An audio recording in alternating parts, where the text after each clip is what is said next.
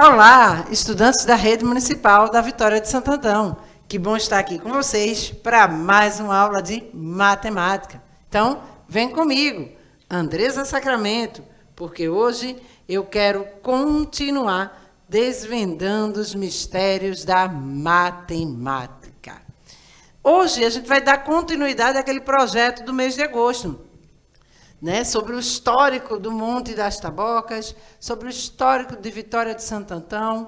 Então, a gente vai trazer aqui um pouco da origem do município de Vitória de Santo Antão, mas associando aí a matemática ao nosso trabalho de hoje, hein? Resolução de problemas que envolvam as operações básicas. Beleza? Então, vem comigo escutar o histórico para que a gente possa resolver alguns problemas matemáticos aqui hoje. Ok? Então, se liga aí nesse contexto.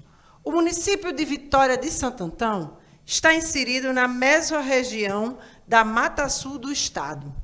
Sabe-se que as notícias mais longínquas sobre o seu povoamento data-se do início do século XVII, início da colonização brasileira, da qual sua construção veio a ser habitada por lavradores e criadores no Vale Tapacurá. Beleza? Vamos seguir para a gente ver o que conta mais aí sobre o histórico de Vitória de Santo Antão. Então, a origem do município está ligada ao português Diogo de Braga, proveniente da ilha de Santo Antão, no arquipélago do Cabo Verde. Ele estabeleceu-se ali em 1626, juntamente com sua família e agregados, dedicando-se a atividades agropastoris na região, assim adquirindo grandes quantidades de terra. Então, a gente nota aí que desde 1626, né, Diogo de Braga se estabelece em Vitória de Santo Antão com sua família. Diogo de Braga construiu sua residência e, ao lado, uma capela consagrada a Santo Antônio, padroeiro da ilha de Cabo Verde e protetor contra o roubo de gado. Próximo à capela, cresceu um povoado que recebeu o nome de Cidade de Braga. Em meados de 1774, passou a ser denominada Santo Antão da Mata, quando já tinha uma população estimada de 4.866 habitantes. Se liga aí nesse número que a gente vai precisar dele, tá? Então, vejam aí que a gente traz, né, que em 1774, né, já denominada Santo Antão da Mata, na época, tinha uma população estimada de 4.866 habitantes. Tal nome foi dado devido à antiga mata ali existente. E esse crescimento populacional deve-se à sua localização privilegiada por cursos d'água, além do fato de situar-se, né, como ponte de passagem do caminho que destinava ao rio São Francisco através do Vale do Mochotó. Beleza? Então, se liga aí que a gente vai... Já estou deixando aqui um spoiler do que a gente vai trabalhar hoje, hein? Se liga aí nesse número de habitantes.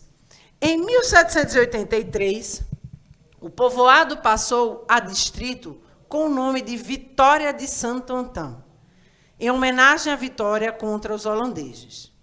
Hoje, o Monte das Tabocas é considerado patrimônio histórico, e lá foi construída a capela Nossa Senhora de Nazaré, uma promessa feita por Antônio Dias Cardoso, general vencedor da batalha, mas essa promessa só veio a ser cumprida 300 anos depois da batalha, com a sua inauguração ocorrendo em 3 de agosto de 1945. Beleza? Então, a gente nota aí que 300 anos depois, né, há a construção da capela. Vamos continuar.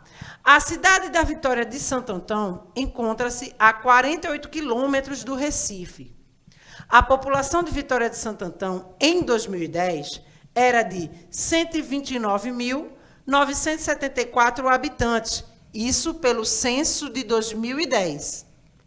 Já na atualidade, está estimada em 140.389, segundo os dados do IBGE de 2021. Opa, professora, a senhora não tocou aí no censo, né, de 2021 para os 140.389 habitantes. Gente, a gente vai debater um pouco sobre o que é o IBGE, o que é essa questão do censo, tá? E aí a gente vai entender por que eu não trouxe aqui essa estimativa, né, em cima do censo, né, esse dado em cima do censo, e sim como uma estimativa, segundo aí os dados do IBGE. A gente vai entender um pouco, tá? A gente vai entender todo esse processo. Então, vamos seguir para que a gente possa compreender mais. Seus 372 quilômetros quadrados de área, que se distribuem entre a mata úmida e a mata seca, fazem limites com os seguintes municípios: ao norte com Glória do Goitá e Chã de Alegria, ao sul com Escada, ao sudeste com Primavera, a nordeste com São Lourenço da Mata, ao leste com Moreno e Cabo, e ao oeste com Pombos, tá? Então, a gente nota aí, né, que Vitória de Santo Antão está no limite desses municípios. E aí vamos entender um pouco o que é o IBGE, o que é o censo, para que a gente possa entender aquela questão de população, que a gente vai precisar muito para resolver nosso problema, que eu nem trouxe aqui ainda, né? Porque eu não queria trazer o problema sem antes a gente conhecer o histórico e conhecer o que a gente vai tratar no nosso problema de matemática hoje. Estimativas da população. O IBGE fornece estimativas do total da população dos municípios e das unidades da Federação Brasileira, com data de referência em 1º de julho, para o ano calendário corrente. O IBGE divulga as estimativas de população estaduais e municipais desde 1975. A partir de 1992, passou a publicá-las no Diário Oficial da União, em cumprimento ao artigo 102 da Lei nº 8.443, de 16/7 de 1992. Então, a gente nota aí, né, que o IBGE ele traz essa estimativa da população de uma determinada região, né, do município, do estado, de região federativa. Então, em 2013, foi publicada a Lei Complementar número 143, de 17/7 de 2013, estabelecendo que entidade competente do Poder Executivo Federal fará publicar no Diário Oficial da União, até dia 31 de agosto de cada ano, a relação das populações dos municípios e até 31 de dezembro, a relação das populações do Estado e do Distrito, dos Estados e do Distrito Federal. Beleza? Então, a gente precisa se ligar aí nessas datas limites, né? E aí, o que ocorre com essas estimativas? As populações municipais, cabe destacar, são o insumo mais importante utilizado pelo Tribunal de Contas da União, o TCU, para a distribuição do Fundo de Participação dos Estados e do Distrito Federal, que é o FPE, e do Fundo de Participação dos Municípios, o FPM. Beleza? Então, é importante ter essa informação para que haja essa relação dos benefícios que os municípios e os estados precisam receber em decorrência do Tribunal de Contas da União. Tá? E aí, o que eu trago em relação ao censo? É importante que a gente saiba o que é o censo, né? E por que eu trouxe como atual um valor ali relacionado à população, relacionado ao IBGE de 2021 e não o atual. Vamos lá ver. O recenseamento ou censo demográfico é formado por estudos estatísticos correspondentes a uma população. Desde o ano de 1936, o Instituto Brasileiro de Geografia e Estatística, ou simplesmente IBGE, é responsável pelo censo no Brasil. Desde a criação do Instituto, o censo demográfico é realizado em um intervalo de 10 anos. Percebam que eu trouxe a informação lá quando a gente trouxe, né, a população de Vitória de Santo Antão em 2010. Eu trouxe lá referente ao censo 2010, aquele valor que eu trouxe, né, da população relacionada ao censo. E aí eu trouxe do censo 2010. Opa, se são a cada 10 anos, no intervalo de 10 anos, 2020 deveria ter ocorrido o censo novamente. Mas tivemos o imprevisto da pandemia. A pandemia foi a responsável pelo adiamento do censo, que deveria ter ocorrido em 2020, sendo assim adiado para o ano de 2022. Então, no mês de agosto, ou seja, esse mês aqui que a gente está, que eu estou trazendo a aula para vocês, inicia-se, né, o censo 2022, que deveria ter sido feito em 2020. Por isso que eu trago como atual a estimativa feita, né, pelo IBGE em 2021. Vejam que ali não é relacionada ao censo, aquela estimativa feita pelo IBGE da população. Referente ao censo, será agora em 2022. E aí a gente vai ter exatamente, né, ou aproximadamente, uma ideia de como está hoje, atualmente, né, a quantidade de pessoas, a população que habita, né, que vive em Vitória de Santo Antão. Ok? Então, vamos lá, vamos seguir. Diante de todo esse histórico, de todo esse conhecimento que a gente trouxe aí do IBGE e do censo, vamos pensar um pouco. Vem comigo para a gente entender e resolver o problema.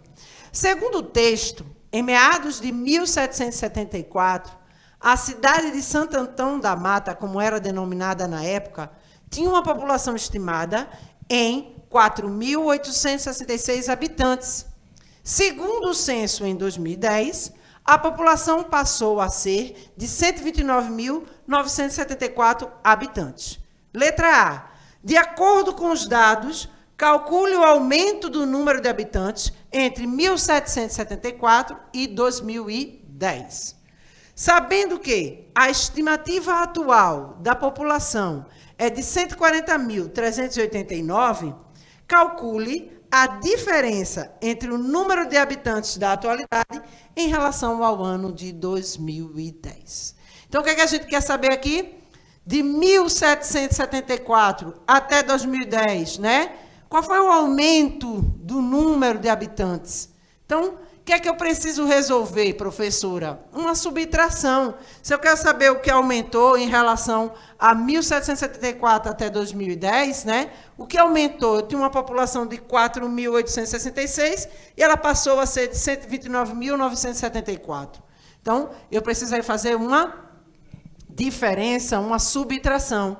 E na letra B, eu quero fazer aí uma diferença, né, que é o cálculo da diferença entre o número de habitantes da atualidade, que a gente tomou como referência aí atual, o IBGE de 2021, está lá no site do IBGE de 2021, né?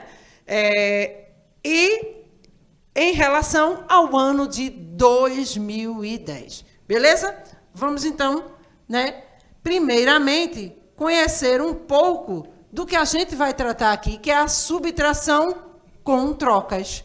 Opa, professora, uma forma de vocês relembrarem. Vocês vão dizer assim, isso aí a gente viu lá nos anos iniciais, professora. Mas aí a gente vai agora, né, retomar para poder resolver o nosso problema. Vamos observar essa operação, 41 menos 28.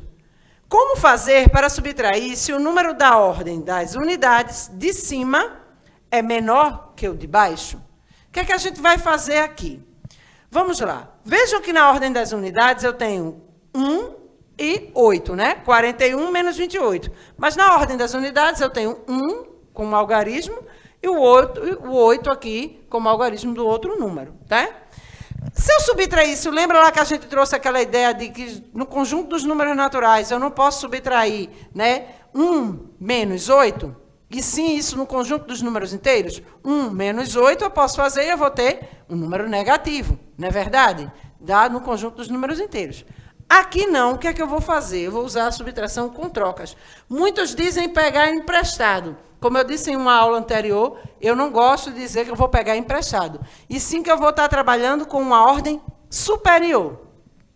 Porque eu vou transformar uma dezena em unidades, tá?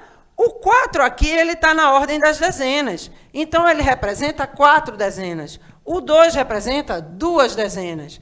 Então, vejamos. Se eu não posso 1 menos 8, porque eu não estarei trabalhando com o conjunto dos números naturais, e sim com o conjunto dos números inteiros, né? E eu vou ter um resultado negativo, aí o que é que eu tenho que fazer? Pego uma dezena, transformo em 10 unidades. Vamos ver aqui, né? Para que a gente possa entender, ó. 41 é igual a 40 mais 1.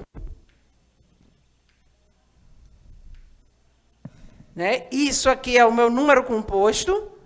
40 mais 1 já é meu número decomposto. Veja que eu tenho, ó, 40 unidades mais 1 unidade, que vai formar o número 41. Então, ó, número composto, decomposto em unidades. E aí, o que é que eu vou fazer? Para que eu possa fazer isso, eu troco uma dezena por 10 unidades e fico com 3 dezenas. Veja aqui, ó, uma dezena, que vai se transformar em 10 unidades, e fico com 3 dezenas. E o que é que ocorre aqui? Vejamos. 40 não são 4 dezenas? Então, ó, selecionei uma. Olha lá, olha o que ocorreu aqui, para onde ela foi? Para unidade. 10 unidades, com esse 1 aqui, vai ficar o quê? 11, não é verdade? Aí sim eu posso fazer 11 menos 8, 3. Ah, professora, mas tirou uma dezena daqui, eu preciso devolver? Não, eliminei, fiz a subtração, fiquei com 3 dezenas. As 3 dezenas que sobraram, elas serão o quê? Subtraídas as 2 dezenas do número que está embaixo. Então, 3 menos 2, 1. Então, 41 menos 28, 13. Ok? Isso aí é só um exemplo para que a gente possa entender o que a gente vai resolver aqui hoje. Então, finalizando, né, esse exemplo, o que é que a gente tem? Agora eu posso subtrair, ó, 8 unidades de 11 unidades. Lembram lá? 11 menos 8, olha, né? Eu vou ter 3. E, em seguida, na ordem das dezenas, faremos 3 menos 2, 1, ficando com a resposta 13. Beleza? Vamos solucionar o nosso problema? Então, para que a gente possa solucionar, o que é que ele quer aqui? Eu tenho a informação da população estimada em 1774. Eu tenho a população, quanto ela passou a ser, né, em 2010, pelo censo de 2010, 129.974, e ele pede na letra A que eu calcule o aumento do número de habitantes. Para eu calcular o aumento do número de habitantes, eu preciso o quê? Subtrair o valor, né, que está referente a 2010 pelo valor que está referente a 1774. Então, ó, 129.974 menos 4.866. Isso vai ser igual a 125.108 habitantes. Opa, professora! Se eu quiser fazer com a relação de subtração de trocas que a senhora falou. Então, presta bem atenção aqui, ó, nesse algarismo 4 aqui nas unidades.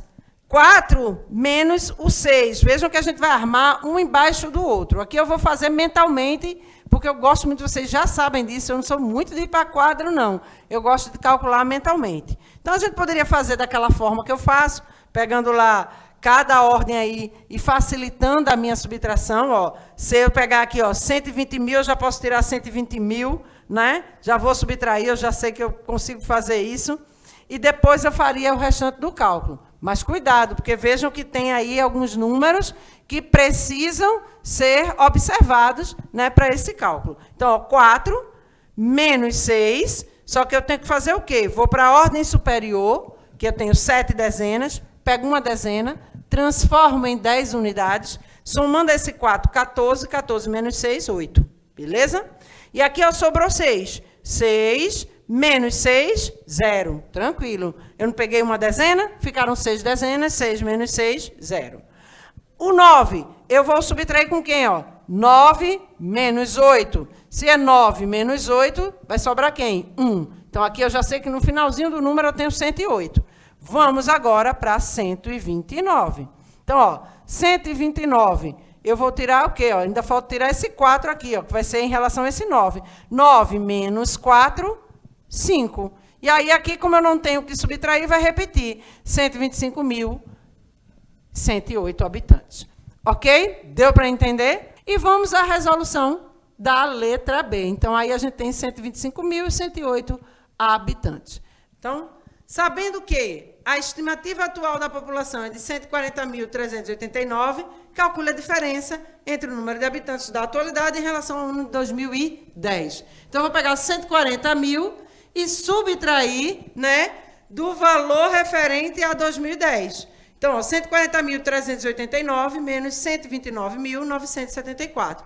A mesma coisa. A gente vai ver aí a relação de subtração. Se precisar fazer trocas na subtração, a gente vai fazer.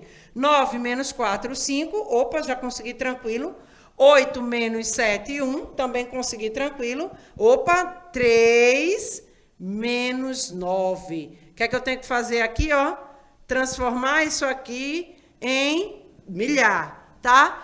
Eu não gosto de dizer, pegar aqui, ó, 1 milhar desses 140.000 aqui. Mas eu não gosto de falar de pegar centena ou milhar.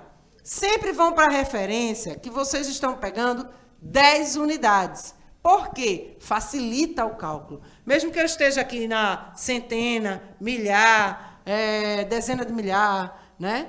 Então, vocês precisam, unidade de milhar, dezena de milhar, então vocês precisam ter a relação como se fosse 10, mas sabendo que eu estou na unidade de milhar, tá? É como se eu estivesse pegando 1.000 para subtrair aqui com esse valor, tá?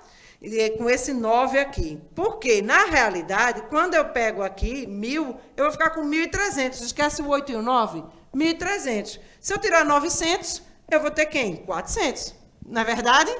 Deu para entender? Mas aí é muito importante fazer relação por dezena, que facilita o seu cálculo. Então, veja, ó, vamos supor que eu estou tirando aqui uma dezena e eu vou ficar com 13.